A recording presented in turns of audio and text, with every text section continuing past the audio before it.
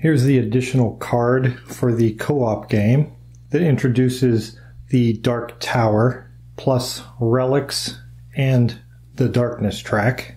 The goal of the game is to secure 2 relics before 2 spots on the darkness track become active. This card adds those tracks plus the Dark Tower dungeon, which you must go into in order to retrieve a relic. But you don't want to go into the Dark Tower too early because it is a difficult dungeon. There are double icons on every spot. So when it's your turn to populate the dungeon, you can go in any one of the 3 base game dungeons or the Dark Tower. And if we take a look at the relics, you can see at the bottom that they have much higher costs associated with them, 8, 9, 10, and 12. In order to secure a relic, you first have to come out of the Dark Tower with a positive outcome, and then you need to have enough to purchase the relic. Now, it's really hard to come out of here with a total that high, even at an 8. What you can do, though, is spend treasures that you already have earned by discarding it, and then you receive the victory point total for the treasures you discarded, and you can add that on to your success in the Dark Tower. For example, if I had a success of 4 in the Dark Tower, and I came over here and I had this ring, which is worth 4 victory points, I could discard the ring, use those 4 victory points to add on to the 4 that I gained in the Dark Tower to give me 8, and then I could purchase a relic for 8. The gameplay is similar to the competitive version, with some obvious differences that I'll go over as we go through it here. First, we have to pick a dungeon, and we're going to start off relatively easy and go into the first dungeon, the Keep on the Hinterlands. For the co-op version of the game, you also need 7 dice. You also need 6 treasure tokens and 6 darkness tokens. And these tokens should have 2 different states, so one side should look different from the other, and you can use anything you want. For tokens, I will use the same glass squares that I used. I'll use the blue to show that it is marked but not active. Then I'll change the blue out for a red one to show that something is active. So we need to populate our dungeon, in this case the Keep on the Hinterlands. And we have a sorcery of 5, a traps of 1, and a monsters of 5. 5 and 1 for 6, plus 5 is 11. So our sorcery will move to the right. The 11 will move the traps to the right, and the monsters will go to the left. The sorcery is defending the traps. The traps will do a standard attack, and the monsters will do an instant kill on the thief. And we need to roll good, because we have 2 5s to deal with. At this point, we could activate a treasure. That's where the game is a little different. Instead of all of our treasures being active that we have claimed, if we have several treasures that we have claimed, we can only choose one to be active. So if we wanted the bonus for the thief here, after we populated the dungeon, we could choose to activate that one, which means our staff or wand here would not be active. We don't have any captured treasures, so there is nothing to activate. We'll now roll the hero dice, and here it is also different. The way it would work is you would pass 2 dice to the player to the left of the active player, and then they would roll those 2 dice. And since I'm playing solo, we don't have to worry about passing them, but I'll roll the 2 dice, and now we pick one. Do we want the 6 or the 1? We pick the dice we want to keep, and we place it on one of the hero spots, either the thief, the warrior, or the wizard. And I think I'm definitely going to go ahead and keep that 6. I'll keep that 6, and I'll place it here on the thief in the hopes that I can attack and take out that instant kill on the thief. And if I keep rolling high enough, the standard attack of 1, as long as I don't have any 1s, that attack will be useless from the traps. Then we would pass 2 dice to the next player, and they would roll. And then they would pick one of these to add to our heroes. And I'll take the 4, and we'll place that here on the warrior. And then finally you would pass 2 dice to the next player, or if it had come back around to the original player, roll those 2, get a 2 and a 4, and I'll keep the 4 and place it on the wizard. And we run through our normal resolution of attacks. The sorcery is defending the traps. The thief can go and will attack the monsters and take them out. The traps will attack with a 1, starting with the warrior. Cannot trap the warrior, cannot trap the wizard, and cannot trap the thief. But the warrior only has a 4, which is not enough to defeat sorcery. The monsters are gone, and the same with the wizard. But it is still successful. We managed to defeat a total of 5, and the dungeon did not defeat any. So we can select a treasure in the keep column or the any column worth 5. I will choose to take the crossbow for 4 because it gives our thief, who usually gets to attack first, a +2 to their attack. So we'll make that as our selection. Whenever a die is eliminated, whether it's from the dungeon or one of the heroes, in this case the 5, it gets placed on the spot above the darkness track. And you can see we have a double 1, 2, 3, 4, 5, and 6. So in this case, it would go above where the 5s are. And the next step is darkness spreads. The first part of that is if any space on the darkness track has at least 2 matching dice above it. In this case, we do not, but if it did, we would place an inactive token on that space. If the space already had an inactive darkness token, then we would activate it. Next under darkness spreads is if the current adventure in any dungeon was a failure. In this case it was not, but if it was a failure, you would place an inactive darkness token on one of the spaces in the darkness track that has a die above it if possible. Since we don't have a failure on this adventure, the rules go on to say otherwise place it in any vacant space on the darkness track. Now I'm unclear if that means if it was a failure but you could not place it on a location where there is a die, then you otherwise would place it on any vacant space, or whether your adventure was a success or a failure, you would otherwise place it on any vacant space.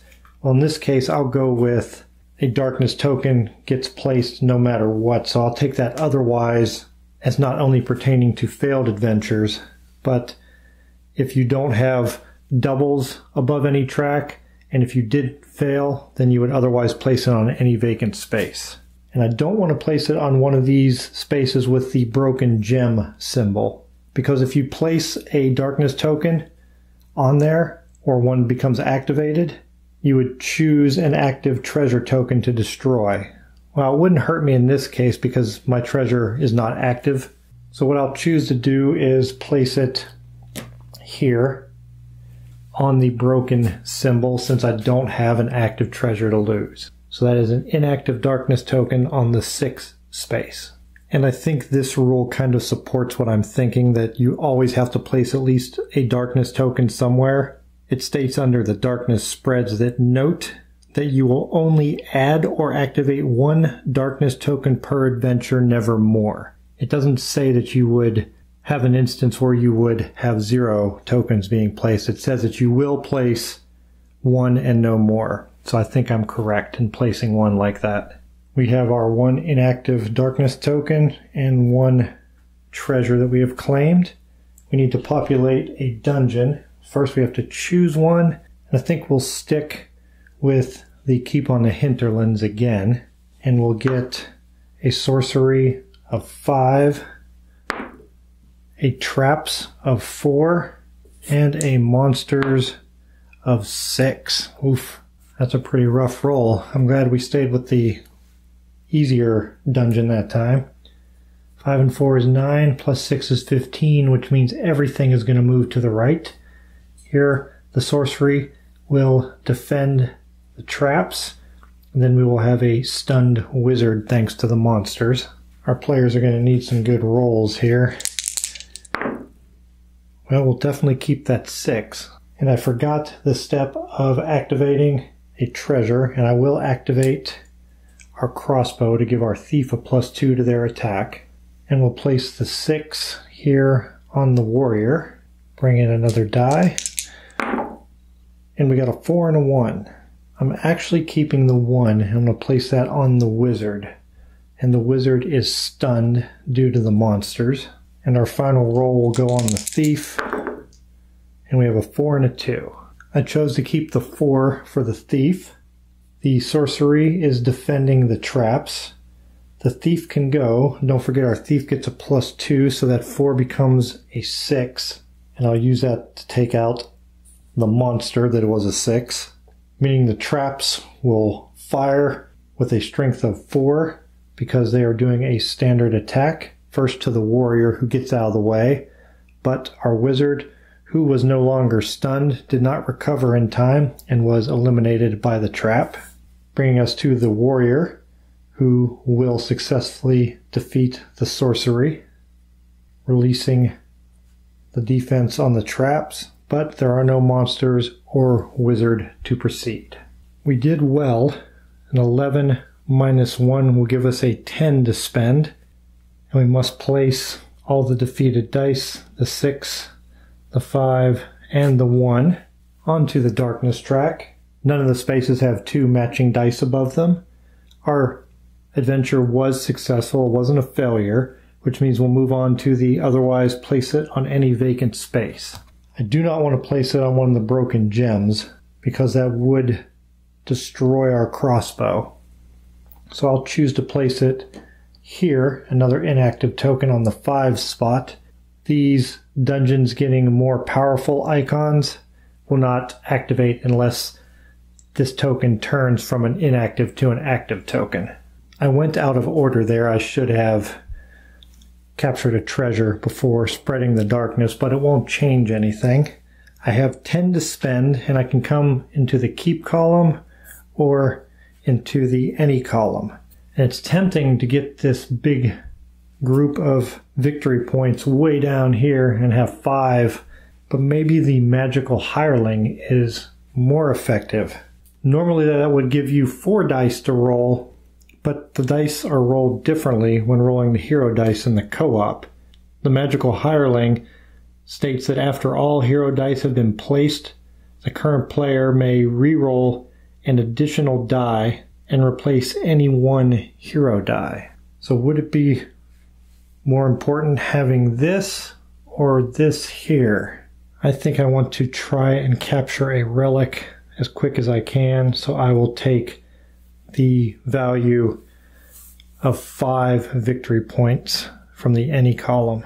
I think we'll go ahead and give the Dark Tower a shot. So let's populate the Dark Tower with a sorcery of 5. Could really use some low rolls here. Not going to get them. A traps of 5 and a monsters of 3. 5 and 5 for 10 plus 3 is 13, which will mean we'll move to the right in every column. The sorcery will defend the monsters and stun the wizard.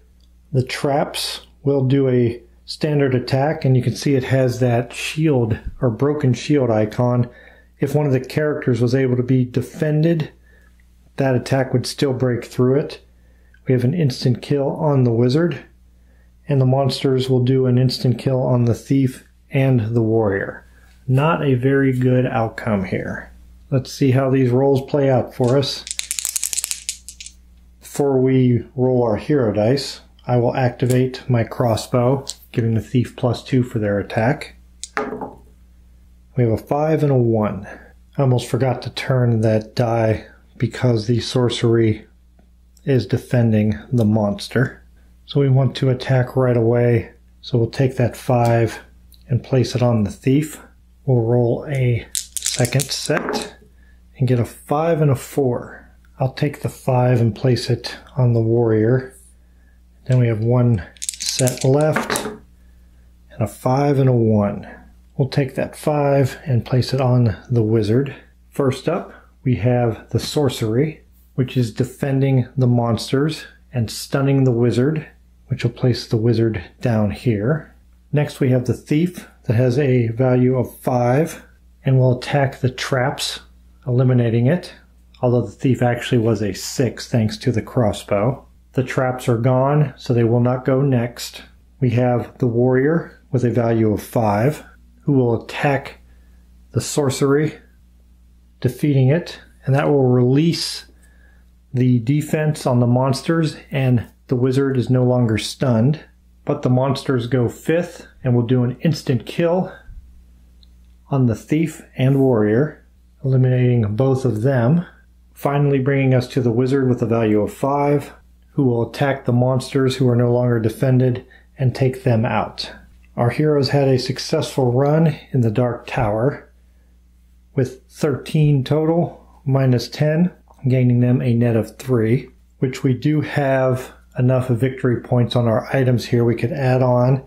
If we added these 5 onto our 3, that would give us 8, which would give us this first relic. If we also got rid of the crossbow, that would give us the second relic. The first relic will give us a plus 3 to the wizard's attacks permanently. Relics are always active. Or the second relic gives us the ability to activate 2 treasures on each adventure if we have them available to use. I'll take my 3 and add 5 on by getting rid of that treasure, making a total of 8, which will give us a relic with a value of 8. So we'll go ahead and mark that because it is always active. So our wizard now has a plus 3 all the time, and if we activate our crossbow, that gives our thief a plus 2. But we're not out of the woods yet, because we have to move all the dice to their proper location. We got a bunch of 5s this time, and a single 3. And when spreading darkness, the first part says if any space of the darkness track has at least 2 matching dice above it, place an inactive darkness token in that space. If a space already has an inactive darkness token, activate it.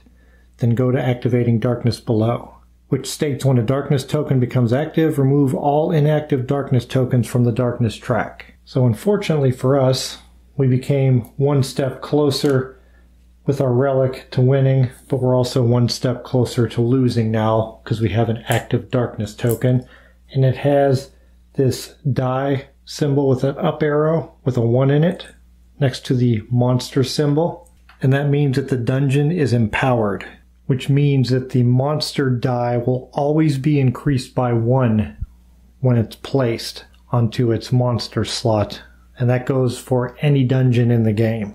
It can never be greater than 6. I think our group will head into the White Feather Mountain and try for one of these 5-point treasures here.